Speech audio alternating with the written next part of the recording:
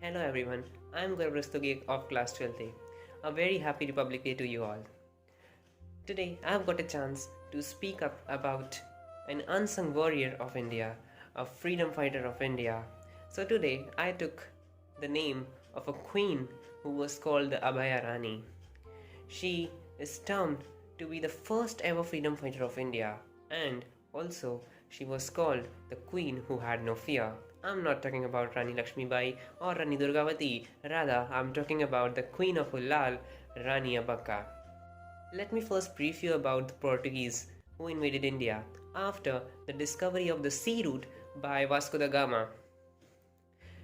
The merchant of Portuguese set up a trade empire in the Indian Ocean.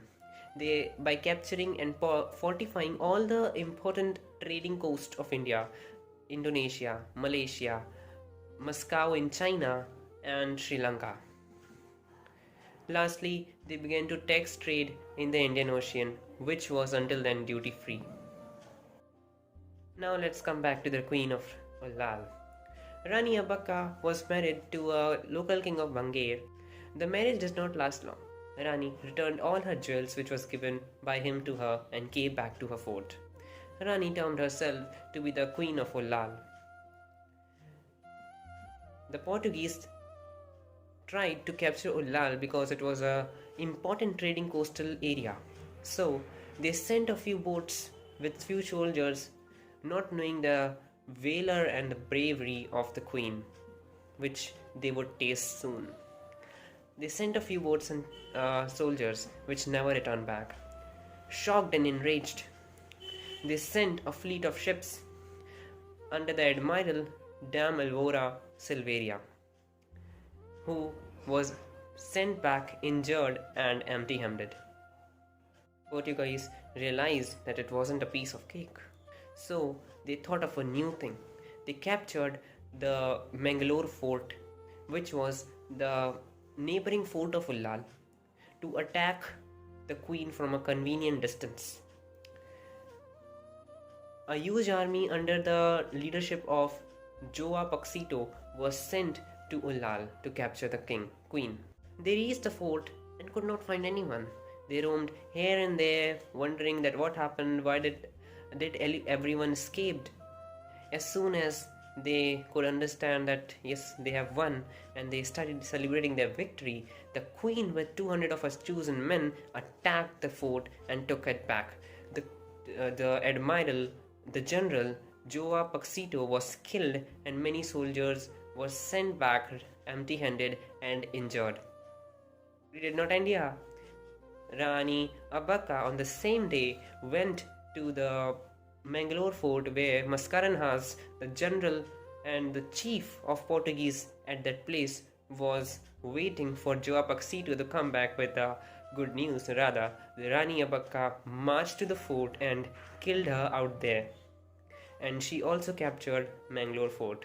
She didn't just stop here, rather she went ahead to Kondapura, which was 100 km from Mangalore, and captured it from the Portuguese. With all her valor and deeds, she was termed to be as the Abhaya Rani. The Portuguese did not like their failure. They planned for a surprise attack to the queen. They attacked the queen surprisingly, and they captured the fort. They also imprisoned the queen. The queen and her soldiers were in the prison, revolted and cried for freedom, and soon died there. But let me tell you, the queen had a rebirth. As a daughter, Rani Abbakka too was even more courageous and brave. Let me brief you about her story as well. Rani Abbakka too crowned herself as the Queen of Ullal in 1595, when she stopped paying any duty to the Portuguese, and as soon as she assumed the throne at Ullal, she stopped paying tribute to the Portuguese and built up a strong fort out there. All these annoyed the Portuguese. Abbakka too was able to take back her fort Ullal from the Portuguese in 1618 with the help of Keladi Venkatappa Nayaka.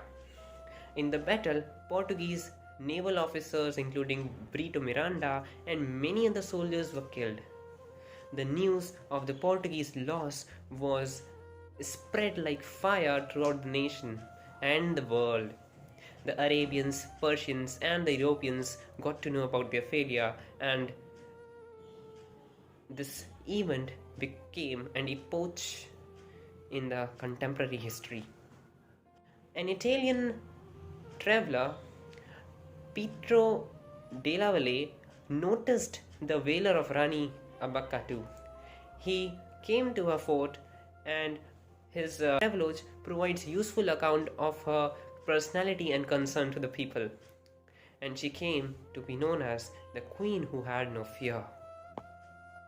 That was all for today. I told you a story of Rani Abbakka. She was just a drop from the Indian Ocean we have, the Indian Ocean of the great people, of the great leaders and the great soldiers of India who always fight for us, always fight for the freedom of the country, for the motherland and for our nation.